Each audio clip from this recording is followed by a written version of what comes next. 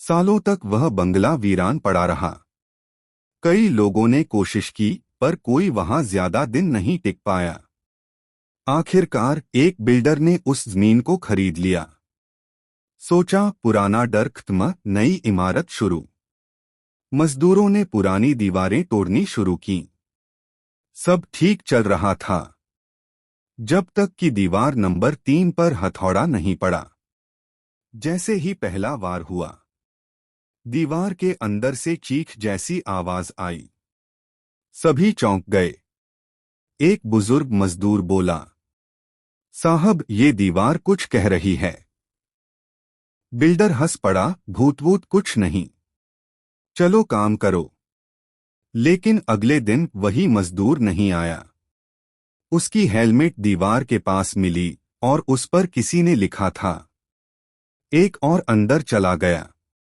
अब रात में साइट पर अजीब चीजें होने लगीं। सीमेंट की बोरी अपने आप खुल जाती, लाइट्स टिमटिमाती और सीसीटीवी में एक लड़की का चेहरा दिखता, बालों में रिबन बांधे हुए। बिल्डर ने गार्ड से कहा, रात का सारा फुटेज मिटा दो। गार्ड बोला, सर, नहीं हो रहा। हर बार वही आवाज आती है, मुझे बाहर निकालो। तीसरे दिन बिल्डर ने खुद दीवार के पास जाकर देखा।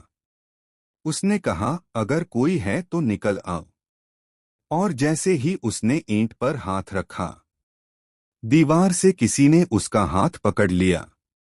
बिल्डर चीखा, पीछे हटने की कोशिश की, पर अब उसका आधा शरीर दीवार में समा चुका था।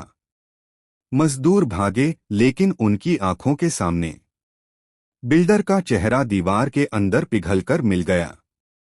अब वहां कोई इमारत नहीं बनी। उस जगह पर सिर्फ एक नई दीवार खड़ी है, जिस पर हर रात हल्के से कोई दस्तक देता है।